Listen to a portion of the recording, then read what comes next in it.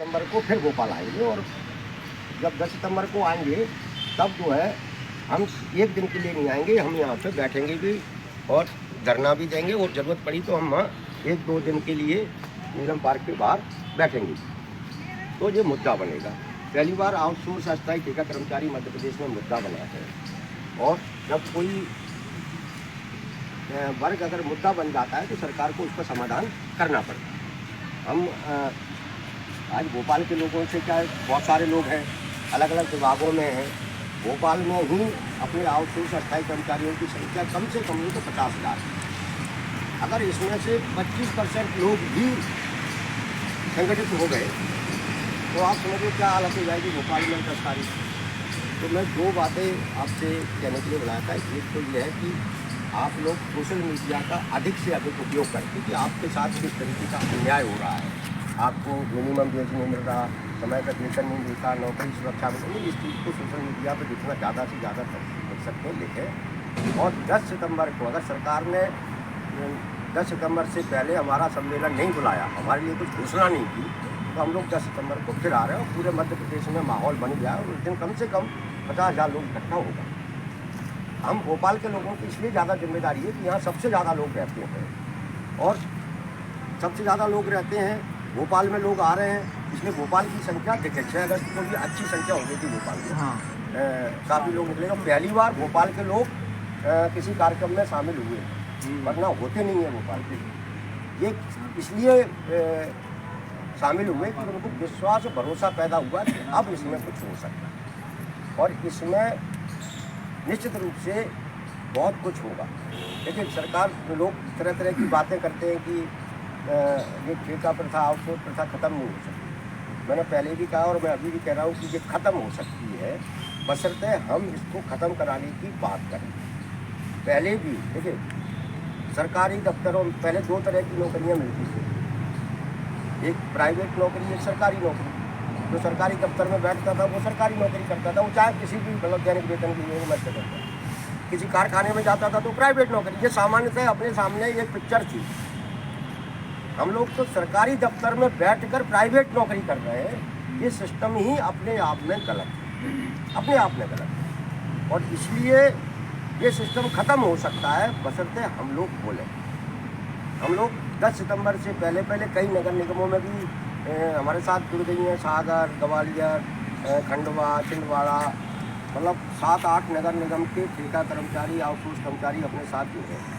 हम लोग स्वास्थ्य विभाग हमारे साथ पूरा आ गया है। स्वास्थ्य विभाग में सबसे ज़्यादा आ गया है। वहाँ तो जैसे कि आयुष विभाग में बहुत सारे कर्मचारी हैं।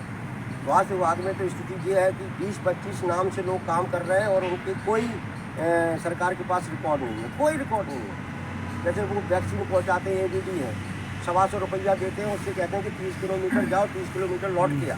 125 रुपये में क्या होगा, उसको 50 रुपये प्रतिदिन जेब से लगाना पड़ता है। रोगी कल्याण समिति को सारी रोगी कल्याण समिति में आउटसोर्स कर रहे हैं, सारी की सारी PhD मतलब ठेकेदार।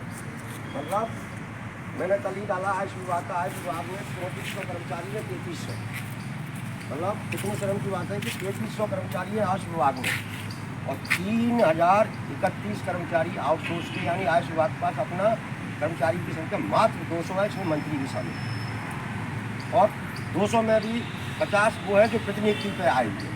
तो मतलब सरकारी विभागों में सरकार के पास अपने कर्मचारी नहीं बचे हैं। इसलिए हमारे लिए ये बहुत अच्छा मौका है कि हम लोगों को ये बताएं कि ये सरकार बगैर कर्मचारियों के चल रही है। अगर हम ठेके के कर्मचारी हैं तो हमें आपकी ज़रूरत क्या है, सरकार की ज़रूरत क्या है? फिर हम मुख्यमंत्री क्यों चुनेंगे, विधायक क्यों चुनेंगे, पार्षद क्यों चुनेंगे, निगम क्यों चुनेंगे? जब हमारे पास सरकार ही नहीं है, कर्मचारी नहीं है, तो फिर हम क्यों चुनेंगे?